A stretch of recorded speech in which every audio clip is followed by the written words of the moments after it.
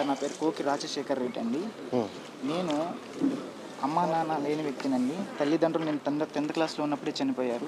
అప్పటి నుంచి నా స్వయంగా ఇంటర్మీడియట్, డిఎడ్, డిగ్రీతో పాటుగా ఎంఎస్డబ్ల్యూ పూర్తి చేసి ఉన్నాను. ఎంఎస్డబ్ల్యూ అంటే masters of social work sir. Master of social work చేస్తున్నాను సార్. అవి వచ్చే 3,000 రూపాయల పెన్షన్లో సొంత ఇల్లు లేని నేను ఈ అద్దె చెల్లించుకుంటూ రేషన్ కార్డు కూడా వీళ్ళు తీసేసారు సార్. ఒక్కడనే ఉన్నానని చెప్పేసి రేషన్ ఇచ్చి నాకు 18 నెలలు అవుతుందండి. ఈ 18 నెలల నుంచి నాకు రేషన్ లేదు సార్. ఈ రేషన్ లేకపోతే నేను జీవించడం చాలా కష్టం అండి.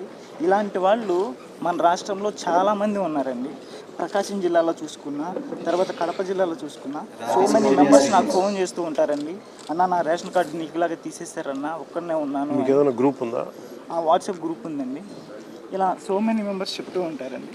ఇలా నేను ఇలాగే ఉండకుండా సోషల్ సర్వీస్ చేయడానికి 10th క్లాస్ విద్యార్థుల్ని ఇప్పటివరకు 750 మందికి నేను 10th క్లాస్ విద్యార్థులకు ట్యూషన్ చెప్పాను సార్. అది కూడా ఉచితంగా చెప్పడం జరిగిందండి. గత ప్రభుత్వం ఇచ్చినటువంటి రేషన్ కార్డుని ఈ ప్రభుత్వం నువ్వు ఒక్కడవే ఉన్నావు, నీకు చెల్లదు అని చెప్పి తీసేశారు సార్. కానీ నేను చేసింది కూడా ఇక్కడ ఒక చిన్న పాపం ఉంది సార్. దీన్ని పాపంగా భావిస్తున్నాను. సుమారు నేను వైసీపీ నాయకులకి 300 ఓట్ల దాకా దగ్గర ఉండి మన వాళ్ళే అని చెప్పి నేను చేసి మన వాళ్ళంటే అర్థం ఏంటి? అంటే మన దివ్యాంగులకి సహాయం చేస్తారు, మనకు చేస్తారు అనేటటువంటి ఒక ఆశతో నేను వాళ్ళతో చెప్పి మీరే 300 ఓట్లు వేయించారా? వేయించాను సార్. ఇది నేను ఇప్పుడు పాపంగా భావిస్తున్నాను. అది చాలా చాలా పాపంగా భావిస్తున్నాను. సో అయితే ఇలా సో మెనీ మెంబర్స్ నాకు ఫోన్స్ చేస్తూ ఉంటారు, అన్న కొంచెం ఈ సమస్యను అక్కడ దాకా తీసుకెళ్ళండి. సో అందుకనండి ఇప్పుడు అలాగే నేను పాఠశాలల్లో సాయంత్రం పూట్ల పిల్లలకు ట్యూషన్ చెప్తూ ఉంటానండి. అది కూడా వితౌట్ మనీ, ఫ్రీగా. ఎందుకంటే నేను వికలాంగుడుగా ఉండి ఎంత కష్టపడ్డాననే విషయం నాకు తెలుసు. ఇప్పటికీ సొంత ఇల్లు లేదండి, అద్దె కట్టుకుంటూ ఉంటుంది. కాబట్టి ఇదే విధంగా నాలాంటి వాళ్ళు ఎవరు బాధపడకూడదని, ఒక చదువు వాళ్ళకి తోడు ఉంటే వాళ్ళు స్వయం కృషిగా బ్రతకగలరు అనేటటువంటి ఒక్క విధానంలోనే ఇక్కడ దాకా వచ్చానండి. మీ దాకా రావడానికి కారణం నేను ఇప్పటికీ ఇలా రేషన్ కార్డు తీసేశారు, సహాయం చేయండి, సొంత ఇల్లు కూడా లేదు, ఇప్పటికీ అద్దె పే చేసుకుంటూ ఉన్నాను కాబట్టి చేయండి అని చెప్పి చూపించాను సార్. ఇది ఈ నెలలో ఇచ్చినటువంటిది సార్. ఇది 5వ నెలలో ఇచ్చినటువంటిది.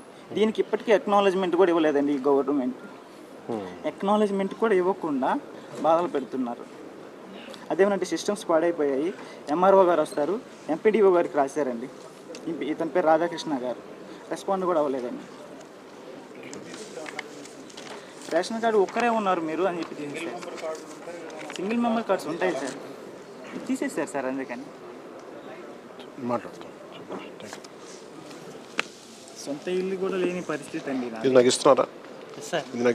ఎస్ సార్, అలాగే సార్. ఇది నేను మన ప్రభుత్వం కావాలి. సో మెనీ మెంబర్స్కి మీరే రాశారు, ఏముంటే బాగుంటుందా సార్? ఏముంటే ఇప్పుడు మనం ఏం చేస్తే బాగుంటుందని నేను సొంతగా రాసుకున్నాను సార్. ఇది మీకు ఇవ్వాలనేటటువంటి ఆశతో వచ్చున్నాను. ఒంటరిగా ఉన్నవారికి రేషన్ ఇవ్వరు, ఓటు కావాలి. ఒంటరిగా ఉన్నవారికి ఇల్లు ఇవ్వరు, ఓటు కావాలి. ఒంటరిగా ఉన్నవారికి గ్యాస్ ఇవ్వరు, ఓటు కావాలి. ఏ విధంగా అండి మా ఒంటరితనంగా బ్రతికే వాళ్ళకి, మాలాంటి తల్లిదండ్రులు లేని వాళ్ళకి ముందస్తుగా ఏ ప్రభుత్వం వచ్చి మాకు సహాయం చేస్తుంది అని సో మెనీ టైమ్స్ మేము ప్రభుత్వాన్ని ప్రశ్నించడం జరిగిందండి. ఎస్ అండి, ఏసీ మోసపోయానండి. సుమారు 300 ఓటు మేము మా వికలాంగులం అందరము కలిసి 300 ఓట్లు వరకు మేము వేయడం జరిగిందండి. వాటి మరి వాళ్ళు చేస్తున్నారని చెప్తున్నారు కదా, చేయడం లేదండి. ఇప్పటికీ నాకు రేషన్ కార్డు లేదని 3 సార్లు నేను అప్లై చేయడం జరిగిందండి. దానికి మీకు అక్నాలెడ్జ్మెంట్ కూడా సమర్పించడం జరిగిందండి. చూసాను. దీనికి ఇంతవరకు రెస్పాన్స్ లేదండి. వచ్చిన వారందరూ మీరు ఎందువలన పోయిందో అని చెప్పి వారందరూ ఒక లెటర్ రాసుకుంటారు, కింద ఒక సంతకం చేయండి అని చెప్తారు. అది పెట్టకపోతే ఇప్పుడు పెన్షన్ కూడా తీసేస్తామని బెదిరిస్తారండి. ఎస్ అండి. బెదిరించడం వైసీపీకి సహజ నైజం. మన చిన్న పెద్ద అని లేదు. రాజశేఖర రెడ్డి గారికి, మీ పేరేంటి? కోకి రాజశేఖర రెడ్డి గారు దివ్యాంగులు, మాస్టర్ ఇన్ సోషల్ ఏంటి మాస్టర్ ఆఫ్ సోషల్ వర్క్. పాపం ఆయనలాంటి పరిస్థితిలో ఉన్న వాళ్ళందరికీ ఉచితంగా ట్యూషన్లు చెప్తారు. స్వయం శక్తితో వాళ్ళు బతకాలనే ఉద్దేశంతో 300 మందితోటి ప్రత్యేకంగా ఆయన మోటివేట్ చేసి వైసీపీకి ఓట్లు వేయించారు. వేయిస్తే అలాంటి వ్యక్తి కూడా ఈ రోజున రేషన్ కార్డు తీసేయటం, ఇప్పటికి 4-5 సార్లు పర్యాయాలు ఆయన ప్రభుత్వానికి ఇట్లా సమస్య ఉంది అని అన్నా కానీ స్పందించకపోవడం. వైసీపీ ప్రభుత్వానికి కూడా ఈ సందర్భంలో తెలియజేస్తాం, దివ్యాంగుల్ని దయచేసి నిర్లక్ష్యం చేయకండి. సహజమైన పరిస్థితుల్లో లేరు, ప్రత్యేక పరిస్థితుల్లో ఉంటారు. దయచేసి దీన్ని బాధ్యతగా నడపండి. దీన్ని బాధ్యతగా వారి సమస్యల్ని అడ్రస్ చేయండి, సమస్యలకి పరిష్కారం ఇవ్వండి.